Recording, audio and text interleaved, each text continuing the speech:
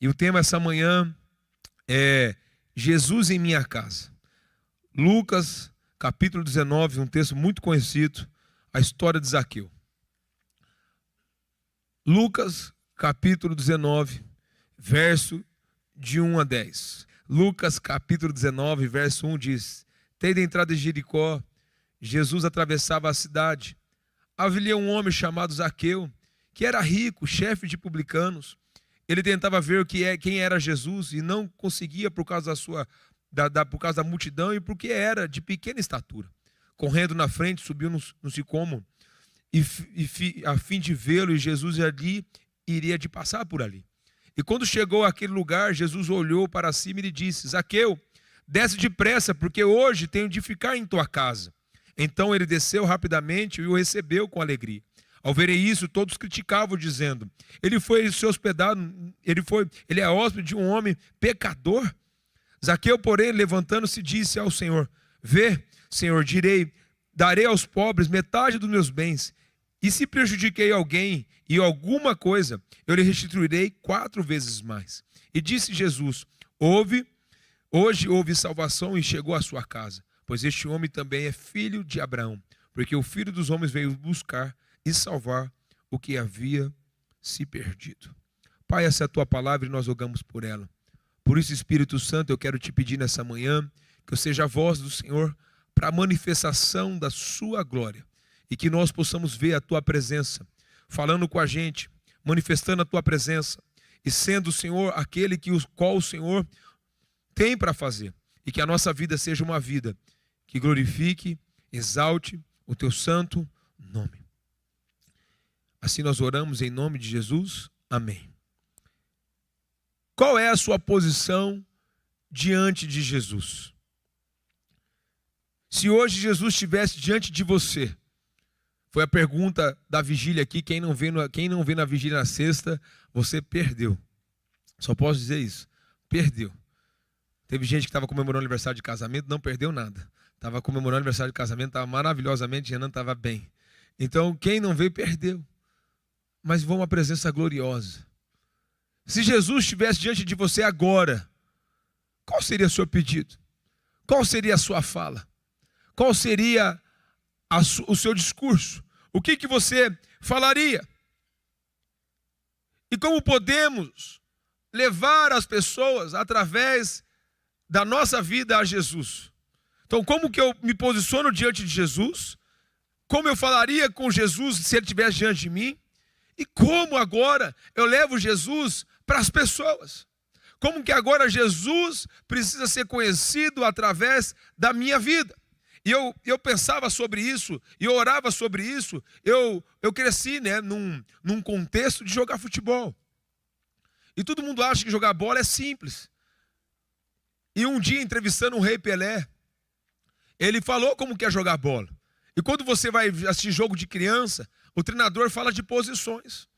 Todos nós, quando vai jogar futebol, nós precisamos aprender a se posicionar.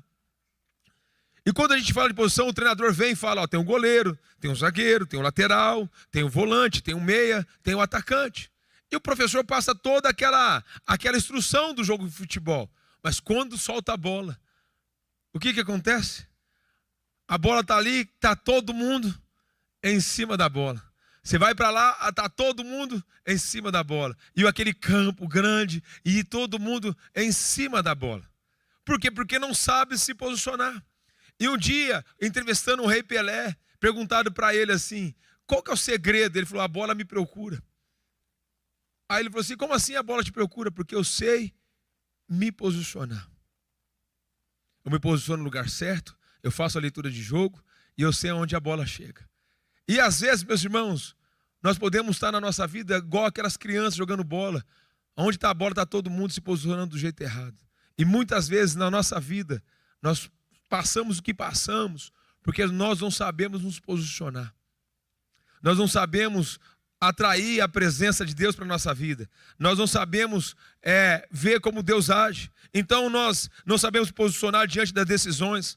Nós não sabemos nos posicionar diante do problema. Nós não sabemos nos posicionar diante de Jesus. Nós não sabemos ter uma posição clara diante dos problemas da vida. A gente não sabe se posicionar diante das decisões que nós temos que tomar. Nós não sabemos tomar posições diante de Jesus. Porque a primeira pergunta que eu fiz hoje de manhã foi: se Jesus estivesse diante de você, qual seria a sua fala? Qual que seria a sua maneira de comunicar com Jesus? Porque Jesus está aqui. Jesus está na porta, está no seu quarto. Jesus está onde você está. Jesus estava no café lá no aeroporto quando eu comecei a escrever esse sermão na segunda-feira. E eu falava: Deus, o que o senhor quer falar domingo à igreja? E por 3 horas Deus me parou e eu comecei a escrever esse sermão. Na segunda-feira lá no aeroporto, ouvindo a presença e chorando na cafeteria. Alguém passava, poderia estar olhando assim: esse cara está com sofrimento. Eu estava curtindo a presença de Deus. Quantas vezes eu estou correndo na academia, o cara deve dizer: esse cara deve estar ouvindo um Racionais. Está ouvindo uma batidão. E às vezes eu estou lá só curtindo a presença de Deus. E mandando marcha na esteira.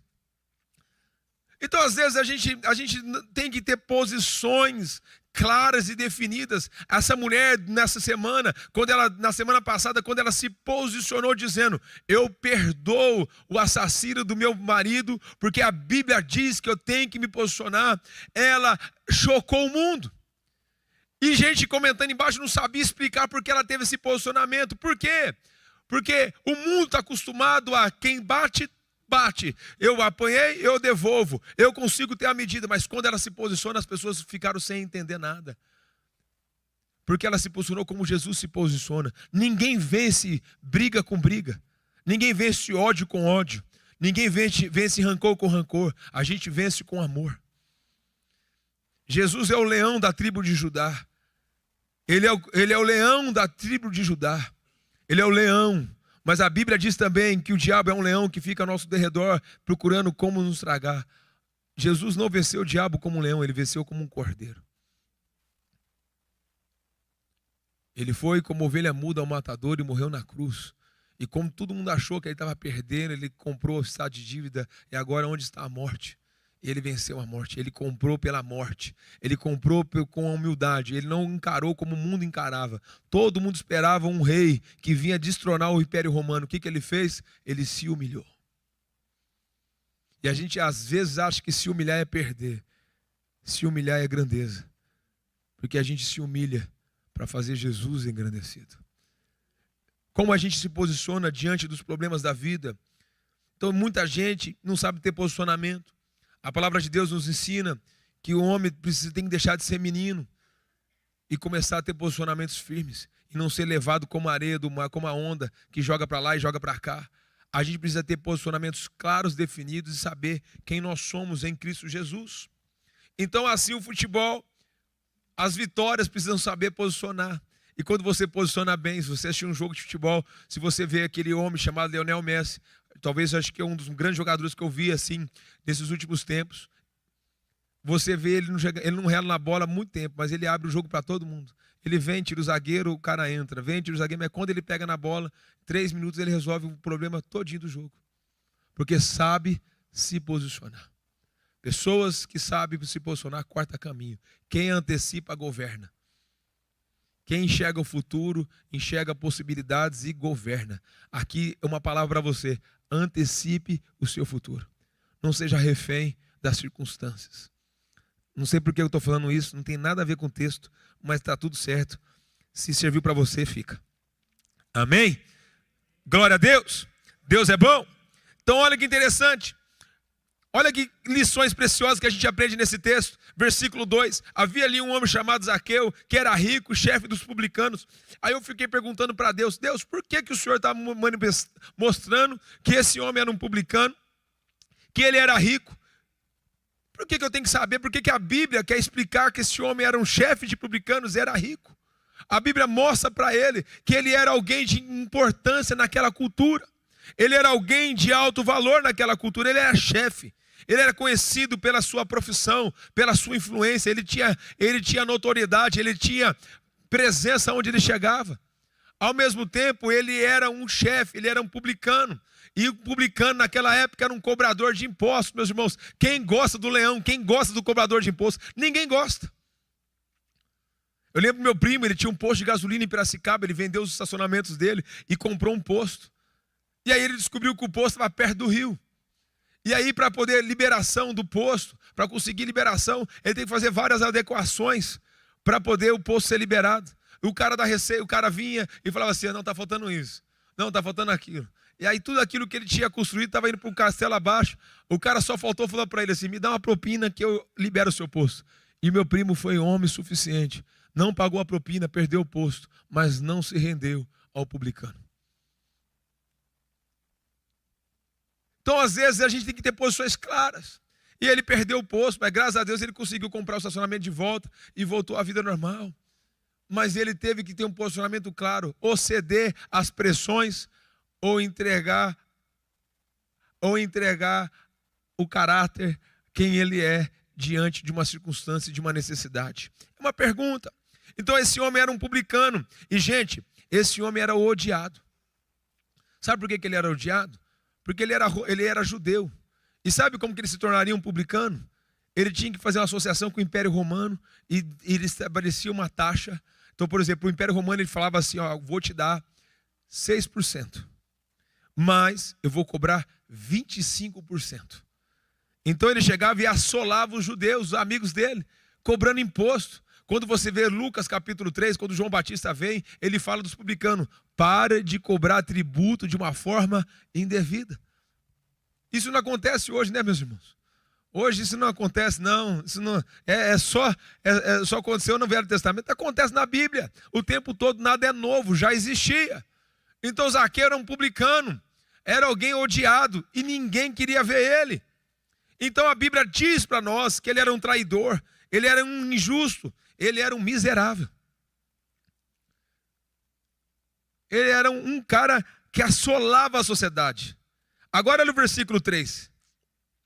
Ele tentava ver quem era Jesus e não conseguia por causa do quê?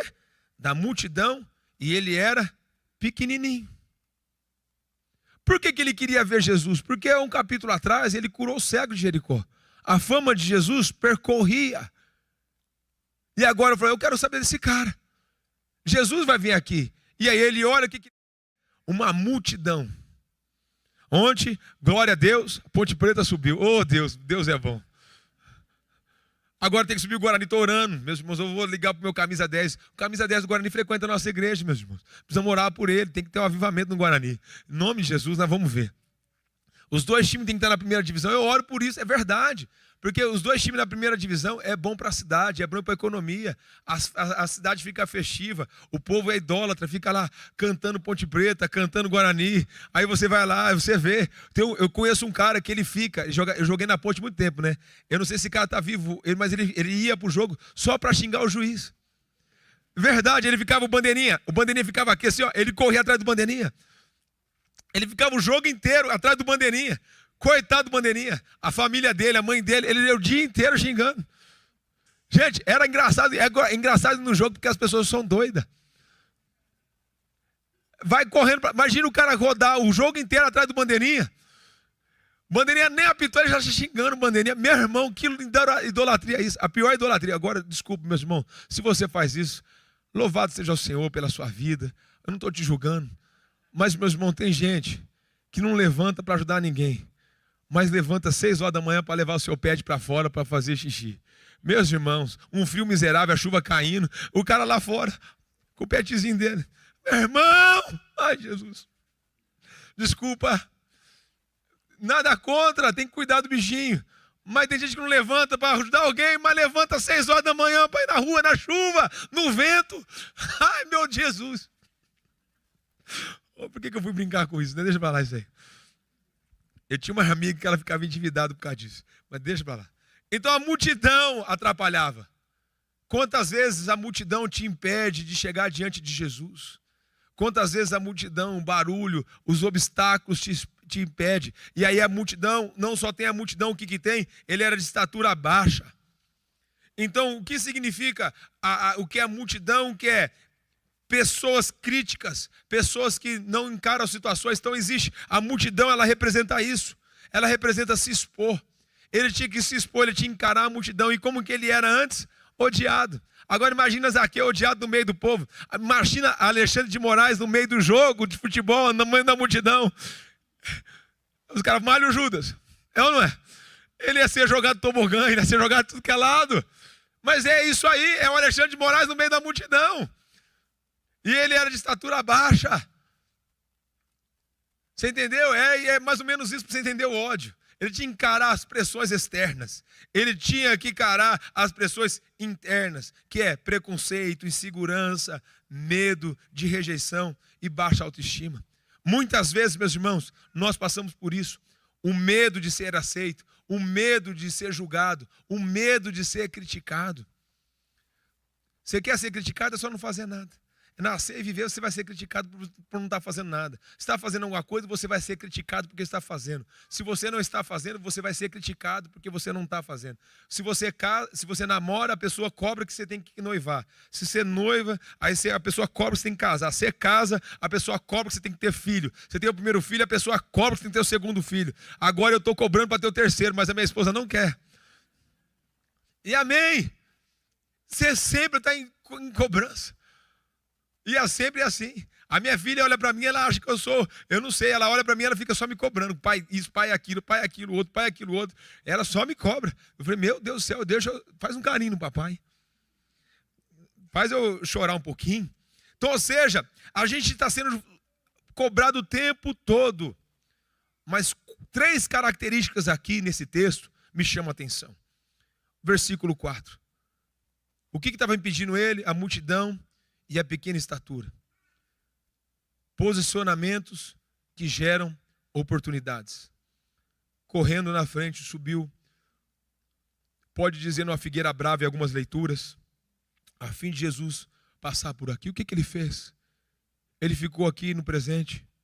Não, ele foi no futuro. Ele saiu do meio da multidão, subiu em cima de uma figueira brava e ficou esperando. Jesus vai passar aqui. Sabe, meus irmãos, muitas vezes a gente tem que sair do meio da multidão, ir para o lugar onde Jesus vai passar e esperar Jesus aonde ele vai passar. Ele viu um ponto futuro, ele soube se posicionar, ele se posicionou num ponto futuro. Ele esperou o lugar, ele gerou uma oportunidade, ele criou uma oportunidade para poder chegar diante de Jesus. Ele esperou o momento certo, ele se posicionou, ele posicionou no lugar certo, ele olhou para o lugar certo, e às vezes a vida requer da gente posicionamentos para o lugar futuro. Parece que a gente está perdendo, parece que a gente deu um passo para trás, mas nada, você está se posicionando para uma oportunidade. E Zaqueu se posicionou. Zaqueu teve um posicionamento visando o futuro. Como que você tem feito para atrair a atenção de Jesus? Como que você tem feito para atrair a presença de Jesus? Como você tem feito para buscar a presença de Jesus? Meus irmãos, toda vez que eu venho aqui de manhã, meu lugar de oração é aqui. Eu largo meu celular, eu largo meu laptop lá na sala e venho para cá, porque eu não quero ser incomodado. E é aqui que Jesus fala comigo. É aqui que Jesus se revela para mim. Ninguém vai ser conhecido no meio da multidão, a gente é conhecido no secreto. A pergunta que você tem que fazer para você hoje, nessa manhã, é: Jesus te conhece no secreto, Jesus te conhece na intimidade, Jesus sabe quem você é, Jesus sabe o que você clama, Jesus sabe o seu choro, Jesus sabe a sua agonia, Jesus sabe a sua dor. Então, é ali naquele lugar, posicionamentos corretos. Zaqueu subiu numa árvore, eu conheço gente.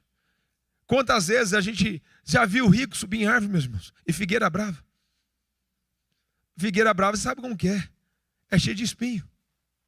Naquela época não tinha calça jeans, meus irmãos. Naquela época não tinha proteção. Imagina ele descendo da figueira brava, ralando tudo. Ele se expôs. Ele se colocou em um lugar aonde ninguém queria pôr. Então a primeira coisa que a gente aprendemos é: posicionamento gera oportunidades. Agora olha o versículo de número 5 e 7. Jesus convida, olha o versículo 5. E quando chegou àquele lugar, Jesus olhou para cima e disse: Zaqueu, desce depressa, porque hoje tenho de ficar em sua casa. Então ele desceu rapidamente e o recebeu com alegria.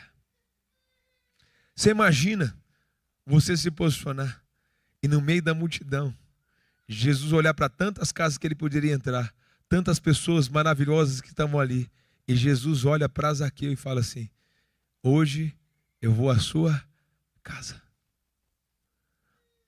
É a única vez no texto da palavra de Deus que você vai ver Jesus se convidando para ir para um lugar. Você pode ler a Bíblia dos Evangelhos, você pode ler de capa a capa, você nunca vai ver Jesus falando, eu vou para a tua casa. Você vê as pessoas convidando Jesus, você vê as pessoas indo para Jesus, você vê as pessoas chegando em Jesus, mas você nunca vai ver Jesus dizendo, eu vou para a sua casa. Jesus se convida para ir para a casa de Zaqueu. Jesus diz, hoje desce daí porque eu vou para a sua casa. E chamou de Zaqueu. Zaqueu era conhecido diante de Jesus. Olha o texto. E ele recebeu com alegria. No meio dessa multidão, o que Jesus viu em Zaqueu que não viu no meio da multidão? O que Jesus viu em Zaqueu que não viu em outra casa, que não viu em outra pessoa? O que Zaqueu chamou a atenção de Jesus? Foi o posicionamento certo. Deus não rejeita um coração contrito e quebrantado. Deus não rejeita pessoas quebrantadas. Deus não rejeita pessoas que se humilham. Deus não rejeita pessoas que chegam e falam para Deus, Deus, como eu tenho que agir a partir de agora? Zaqueu se posiciona de um jeito tão correto, que atrai a presença de Jesus para ele. E ele fala, Zaqueu, eu vou para a tua casa. Muitas vezes, meus irmãos, a gente impede Jesus de entrar na nossa casa, porque nós temos posicionamentos que não são posicionamentos de Jesus. Muitas vezes a gente coloca barreiras e obstáculos na vida, porque a gente não se posiciona como Jesus se posiciona. Em Josué capítulo 3, versículo 5 diz, santificai-vos porque amanhã vereis a glória de Deus. O que é santidade? É separação. Eu preciso me separar, eu preciso tirar tudo aquilo que não agrada a Deus, eu preciso limpar tudo aquilo que me tira da presença de Deus, para eu poder enxergar a presença de Deus. Então Zaqueu se posiciona. Zaqueu, agora Jesus vai para a sua casa. Meus irmãos, imagina hoje de manhã você tomando um café e Jesus sentando na mesa da sua casa e falando para você nessa manhã, me serve um café. Você imagina Jesus chegando hoje para você e falando assim, passa uma manteiga no pão para mim. Eu quero falar com você. Filho, deixa eu falar algo para você essa manhã. Sabe essa preocupação que você tem? Fica tranquilo. Fica tranquilo. Lá na frente, esse cenário muda. Filho, deixa eu falar algo para você. Deixa eu falar algo muito importante para você. Está vendo essa dor aqui? Pergunta para mim. O que eu quero te ensinar com isso? Pergunta para mim. O que eu quero te mostrar? Imagina Jesus nesse lugar. Agora, olha que interessante. Você acha que as pessoas ficaram felizes que Jesus foi para a casa de Zaqueu? Olha o versículo 7. Desculpa, versículo 7. Ao verem isso, todos criticavam, dizendo, ele foi se hospedar, ele foi hóspede de um homem pecador.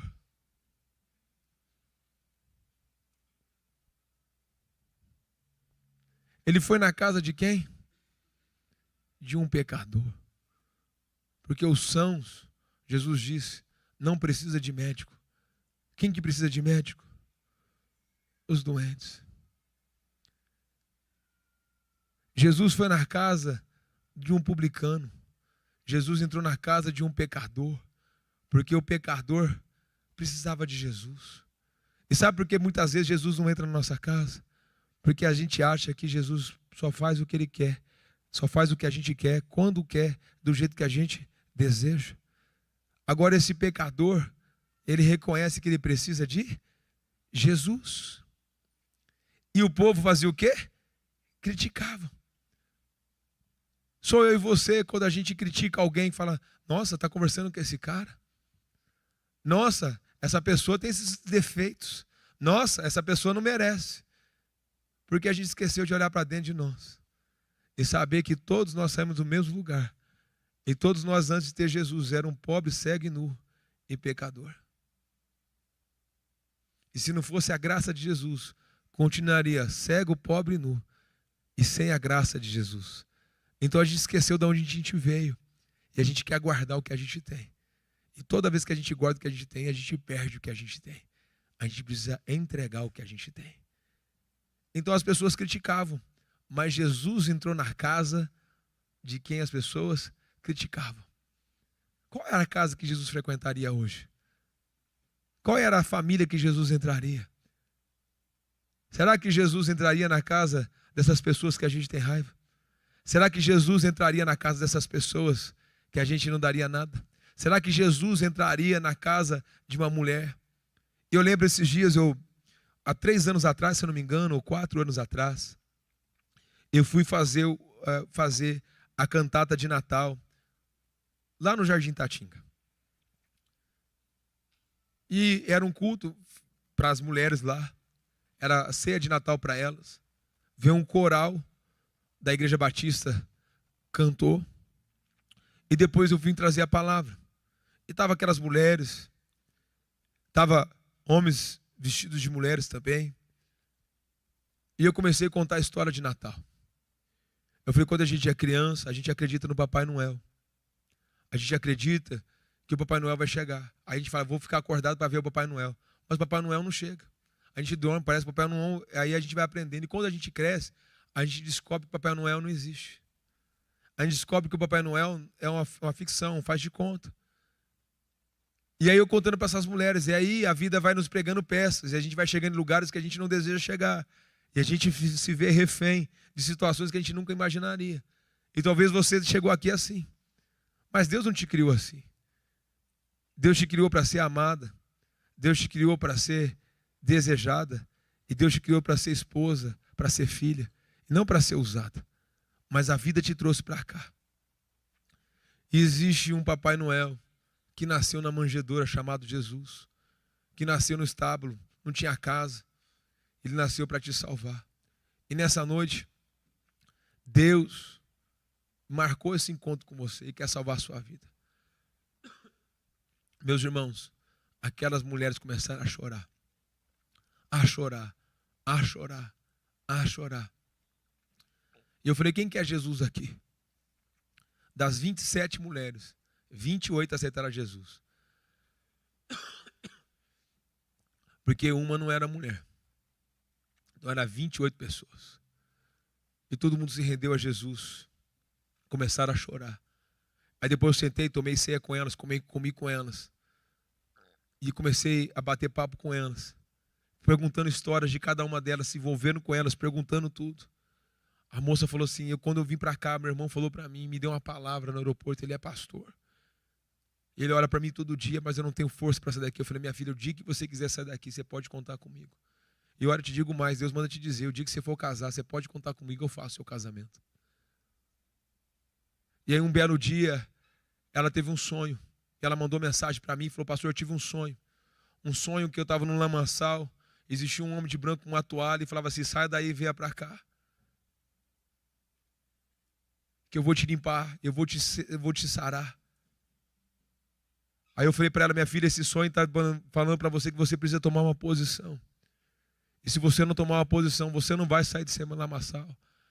Ela falou assim, pastor, eu não tenho força. Eu falei, aí eu não posso fazer mais nada por você. Porque esse posicionamento não é meu, é seu.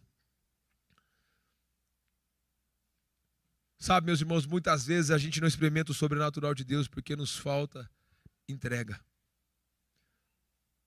Nos falta renúncia. Nos falta consagração e nos falta separação.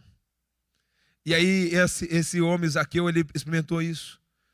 E quando Jesus entra na casa dele, olha o versículo 8, olha o que acontece automaticamente.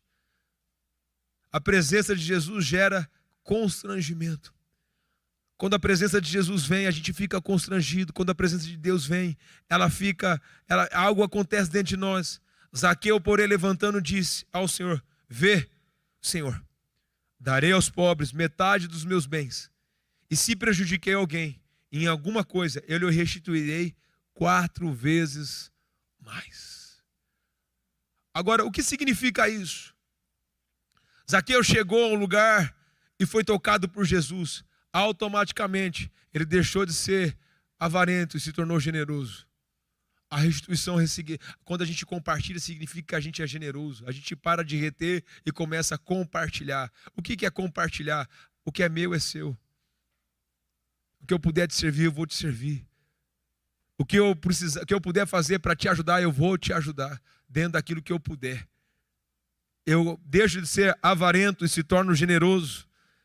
E que mais? Se eu feri alguém, se eu machuquei alguém, se eu traí alguém, eu vou restituir, eu vou pedir perdão, eu vou restaurar 4 vezes mais, porque arrependimento não é só mudança de direção, não é só pedido de desculpas, mas é mudança de comportamento e restituição, porque muitas vezes a gente fere as pessoas e fala para Deus, Deus, me perdoa, mas não volta para a pessoa e fala assim, você pode me perdoar porque eu errei com você?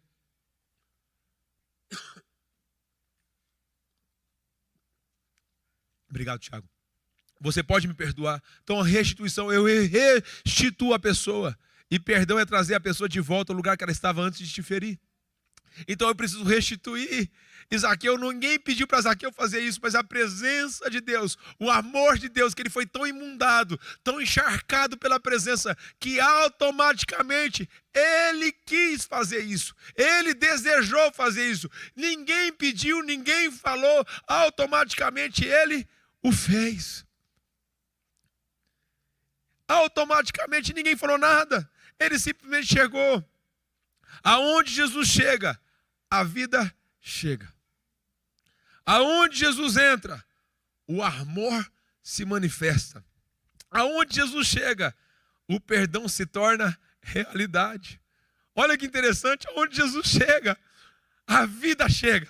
Então quer dizer, se está morto, volta a ter vida. Se não tem mais sonho, volta a ter sonho. Agora, o amor se manifesta como o amor se manifesta. Agora eu consigo amar. Amar como eu nunca amei. Perdoar como eu nunca perdoei. Por quê? Porque eu fui perdoado, eu fui amado, eu fui encharcado de amor. E naturalmente, isso se torna realidade. Agora, existe um processo. Eu lembro quando eu me converti. Meus irmãos, era um trabalho, eu viajar para tudo que é canto, bagunçar para tudo que é canto. Mal me converti, ia ter um ano novo, vou passar um ano novo na igreja. Era uma tradição, ano novo na igreja, virada, toda aquela coisa. Ninguém conhecia meu contexto, minha mãe não sabia que eu tinha mudado, ela sabia quem eu era. E da noite para o dia eu chego para ela, mãe, eu vou pegar o carro, me presta o carro que eu vou passar ano novo na igreja. Ela falou, não. Eu falei, mãe, se fosse para balada, você ia emprestar. Se fosse para fazer isso, você ia fazer isso. Eu vou para a igreja. Ela falou, não. Por quê? Eu estava enxergando o que eu estava falando, mas a minha história não dizia que era verdade. Ela, na cabeça dela, o que eu estava fazendo? Mentindo. Inventando uma história, porque ainda faltava arrependimento, ainda faltava restituição, ainda faltava comportamento, ainda faltava um processo. Então, tudo que eu já tinha feito para minha mãe fazia com que ela não acreditasse em mim. E às vezes a gente acha que porque a gente aceitou Jesus hoje, não existe o processo. Existe um processo, meus irmãos. É natural, faz parte. Você vai ter que passar por esse processo e é natural. Zaqueu fez isso, mas automaticamente, ele não fez porque Jesus mandou. Ele não fez para ficar bonito na fita. Ele não fez nada disso. Ele fez porque Jesus entrou na sua casa. Só isso. E sabe qual que é a conclusão disso? Olha o versículo de número 9.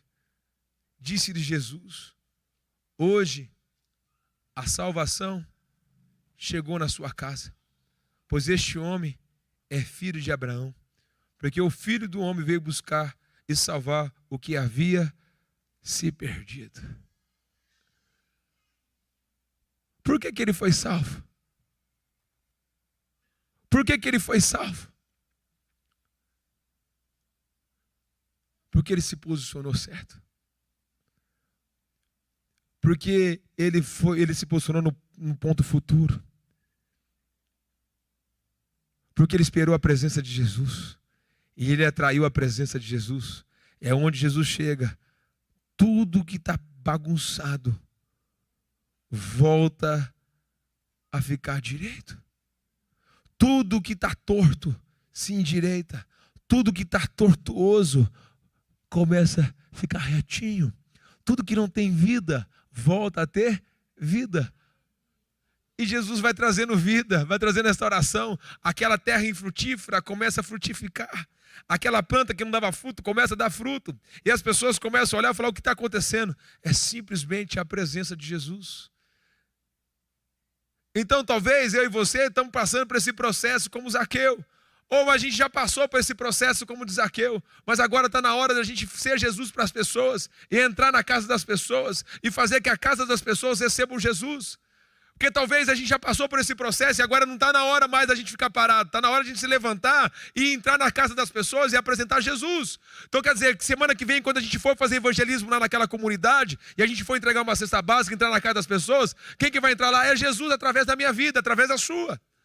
E aí a gente vai pregar a palavra e as pessoas vão chorar e aceitar Jesus e naquela casa houve salvação. Sabe por quê? Porque onde eu tenho vida, eu transmito vida. Eu tenho amor, eu transmito amor. Aonde eu chego, Jesus chega. Onde eu piso, Jesus pisa. E aonde você está, Jesus está. A pergunta é, quando você chega, o ambiente transforma ou piora? Essa é a pergunta. Porque se eu carrego Jesus, é impossível o ambiente chegar e piorar. Se piora, porque não tem Jesus. Então eu preciso nessa manhã tomar uma decisão clara de se posicionar para começar a atrair a presença e onde eu chegar a mudar os ambientes e onde eu passar os ambientes precisam ficar melhores do que estavam. Há um ano atrás eu fui pregar numa igreja lá no São José, numa festa, dei uma palavra para o pastor. Ontem foi aniversário da igreja, 10 anos de igreja. Ele me chamou, falou, vai, eu tinha confirmado com ele, fui pregar ontem à noite. Cheguei lá e preguei a mesma palavra que eu preguei domingo passado aqui. Sobre as muralhas de Jericó. E rodeando a terra, sem saber.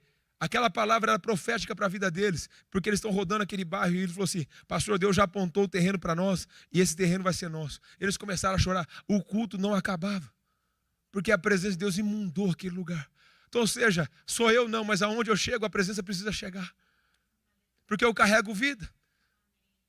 Se eu chego num ambiente, o ambiente precisa mudar. Porque eu carrego vida. E se eu tenho vida, eu transmito vida. Não transmito morte. A minha boca é de bênção, não é para amaldiçoar. A minha boca é para abençoar. Então nessa manhã, meu irmão e minha irmã, nós precisamos transmitir vida. E não brincar mais com esse tempo. Porque não dá para brincar mais. O tempo passa, as coisas estão difíceis. Dias são piores. A pergunta é, o que eu vou fazer diante do cenário que Deus me colocou? Tinha uma mãe aqui da nossa igreja. Ela ia tirar a filha do colégio. Porque uma situação complicada, de questão de valores. Ela foi, orou, a filha começou a falar com uma amiga, que a amiga faz bruxaria, um monte de coisa. Ela falou, pastor, o que eu faço? Eu falei, vamos orar, vamos ter um posicionamento diante de Deus. Tirou uns dias para orar. Um dia vai para o aniversário, encontra a filha, encontra a amiguinha. Aí a mãe fala para outra mãe, que Deus te abençoe. Ela falou, Deus também te abençoe. Aí ela vai para a reunião, para ter a reunião. Aí ela começa a falar da igreja e fala de oração. A mãe fala assim, a professora fala, glória a Deus pela sua filha, por isso que eu vejo que ela é diferente. E nós estamos orando para que essa geração dessa escola muda. Passa um tempo, a amiguinha vem e fala assim, você não pode contar para minha mãe não, mas você me ensina desse Jesus para mim, por favor. E a menina começou a pregar Jesus para ela. E agora a mãe está fazendo discipulado com a outra mãe. E na casa dela está indo toda semana à tarde para ela poder ensinar Jesus, para a mulher sair da feitiçaria e da bruxaria. A presença de Deus se manifesta. Não é o ambiente que é ruim, é a falta de Jesus que faz as pessoas ficar ruins. Não existe ambientes ruins, existe a ausência da presença de Deus. Não existe trevas, faltou luz. Quando a luz chega, as trevas vão embora. Então, ou seja, ou eu começo a ser um profeta, ou eu começo a ser alguém que vai se excluindo e vai se isolando achando que esse lugar de isolamento vai me salvar. Não, esse lugar de isolamento vai só te prejudicar. E daqui a pouco você se torna um cristão religioso que só critica, mas não gera vida, e fica igual esses meninos aqui da multidão, que anda perto de Jesus, mas nunca experimentou Jesus.